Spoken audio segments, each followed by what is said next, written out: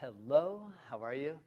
My name is Tom McLaughlin. So happy you're here. Today, tutorial, how to do crow pose for beginners. I'll also add in some advanced tips as well. And crow pose is a really fun posture because it starts to bring us into the realm of arm balancing. It's a great way to build strength in the body. It can build confidence, as it does require confidence to actually practice Bakasana, Bakasana, crow pose. Sometimes in Ashtanga, the Ashtanga lineage, the word Bakasana gets translated as crane, so crow or crane. So today I'm going to answer questions that you have regarding Bakasana, crane pose. If you're watching live, type a comment or question in now so that I know you're here. And during the demonstration, leave a comment or question. I will answer them at the end. If you're watching this video recorded, go ahead and leave a comment or question. I will answer them when I get to see your comment. All right. So first, Bakasana is an arm balance pose. Bakasana is where we put our knees on the back of the arms and we float the feet and hold the balance on the hands. So as a beginner, though, it's easier said than done. It looks really easy, feels challenging. So let me give you a couple tips and tricks that I know will help you in your Bakasana practice. So the first thing I want you to work on is start off with a Malasana. Malasana is garland pose. This is where we do a hip squat. So part of success in Bakasana, because what I'm going to do is I'm going to create the Bakasana shape here while I'm in the squat. Basically what happens in Bakasana is this position right here. You have your hands on the floor. You're going to have your knees resting on the tricep muscle or the back of your arm. As you get more advanced, you're going to have the knees up inside the armpit area. You will have your elbows bending. With practice over time, you can get to where you can do a Bakasana with straight arms. But in the beginning, it'll be with the bending elbow. It will be a little easier to Bakasana if you have your knees closer to your elbows. With practice, it'll get a little easier to do with your knees higher up toward or close to your armpits. So the first question is, can you get down low enough to be able to touch your knees onto your upper arms? So first try this technique of squat down and see if you're able to touch your tricep muscle, the back of your arm, onto your kneecaps. If you have the ability to do that, we know you have enough flexibility to practice Bakasana. If you go to try to bring your triceps down or your knees on the back of your arms and you can't quite get that low, maybe the back is tight or the hamstrings are tight, Bakasana isn't going to be accessible yet. So the first thing we need to focus on is opening up the hamstrings, the ability to get the back of the muscles on the back of your legs, your hamstrings, opened up enough that the body can fold and you can touch your knees onto the back of the arms. So that will require some work. Once you have the ability to do that, what I'm going to do is I'm going to take a blanket and I'm going to use it as a pillow, because one of the things that I hear people say a lot is that I'm scared I'm going to fall on my face, which is a legitimate concern. So what I'm going to do is I'm going to place a blanket on the floor in front of me so that if I were to fall, I would land on a nice soft little surface. Practice all this at your own discretion. All right. So now the next thing we're going to try to do is put the palms on the floor and have your feet on the floor. Part 2, bend your elbows a little bit. Part 3, lift your heels off of the floor. Part 4, touch your knees onto the back of your arms. Part 5, lift one foot off of the floor. Part 6, tip forward a tiny bit, that's what's scary, and lift the other foot up off of the floor. So I'm breaking this into 6 little pieces. Do them in this order. Let me show you again. Part 1, palms on ground, feet on floor. Part 2, bend your elbows a little bit and pull them towards your shins.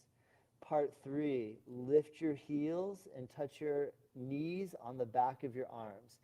Part 4, lift one foot off the floor. How come I only have 5 now? Part 5, go ahead and lift the other foot up and balance. So you get the idea, 5 or 6 steps to get us from A to B. All right, so now probably your thought is, that looks easier. You sound like it's going to be so easy. I'm still having a hard time. All right, so a couple of other things you can do to start to build your Bakasana. One of my favorites is using an exercise ball. Now, you might not have an exercise ball handy. They're pretty inexpensive. I'll show you a way you can do this with a chair in just a moment. All right, so what you do is you come down onto your knees, you put your belly on the ball. This does require some coordination, so be aware. All right, so basically you just start with your hands on the floor out in front, start working on the ability to roll on the ball, and just try to bring your knees up toward and let the ball stop with your forearms, like your forearms stop the ball, meaning if my arms are really wide, the ball could go through the arms. So your arms need to be shoulder width apart so the ball stops on the arms. Now this is really close to what Bakasana is when you're holding the pose, right? You roll back, you come forward, you pull your knees up into your chest, and just practice putting pressure on your arms. Because the reality with Bakasana is that your arms need to be strong enough to support you.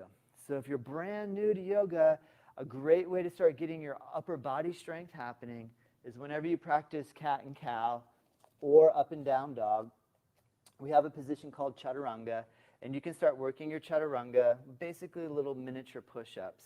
So I'm on my knees. You don't have to bend your elbows really deep. And working this upper body strength is really key for feeling success and or confident when you try the Bakasana.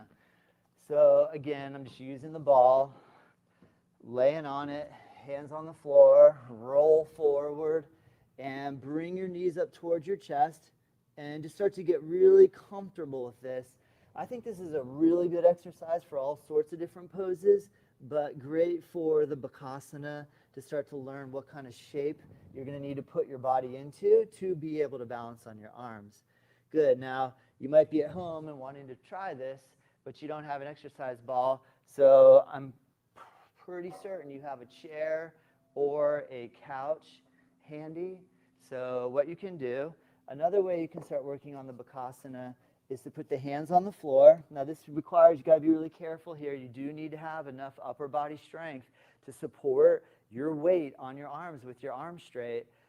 If you don't have that, it's not time for Bakasana yet.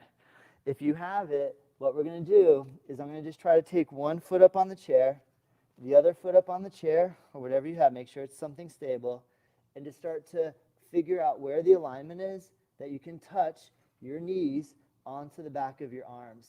Now this is actually, probably, I think this is harder than Bakasana because you have to support your entire body weight on your upper body.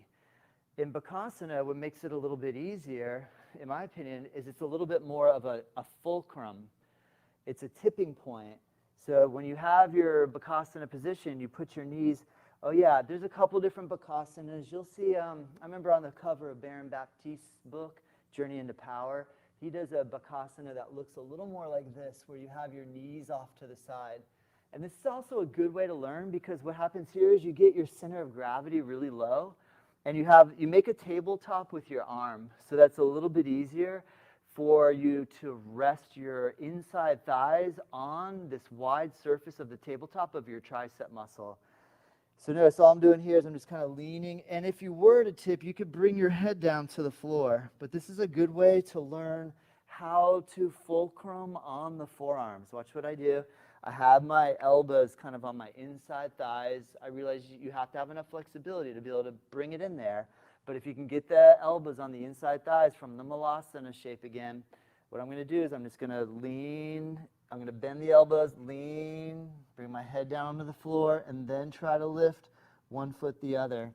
Now, another way that sometimes people one way that you can start to learn Bakasana, and this does involve a headstand, and we have to make sure your neck is good with a headstand. So I'm not recommending this for everybody. Some of us do not need to put pressure on our heads at all. So please keep that in mind. All right, so what we can do, though, is create a tripod shape where we have the elbows above the hands shoulder width apart. We put a little pressure on the head, a lot of pressure actually, and we practice putting the knees on the back of the arms. Now this isn't exactly what we need for Bakasana, but it's kind of similar. It's in a similar ballpark, right? And then you just come one foot down and the other foot down, and make sure you go very slow when you're transferring weight on your head. But again, I realize that pose is really a little more advanced. So from the beginner perspective, what I think is just start really learning how to get your heels up and touching your knees on the back of the arms. Set an alarm clock, hit the button. Let's right now together try to hold it for 25 seconds. Ready?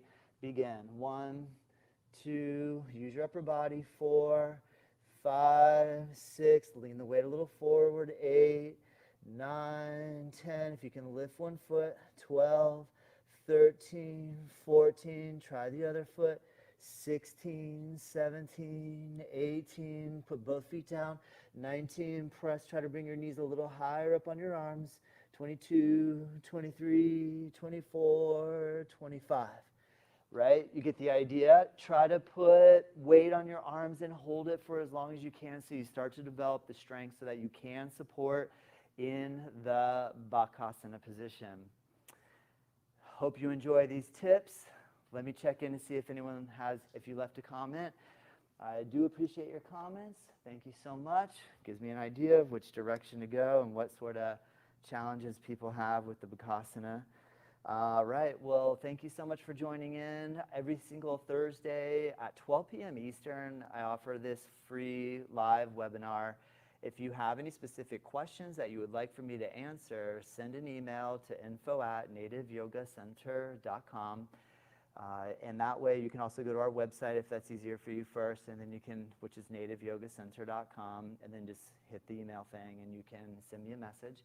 And I'll happily make a video and tutorial that'll answer the questions that you have about your yoga practice. Thank you so much for tuning in. I look forward to seeing you next time. Namaste.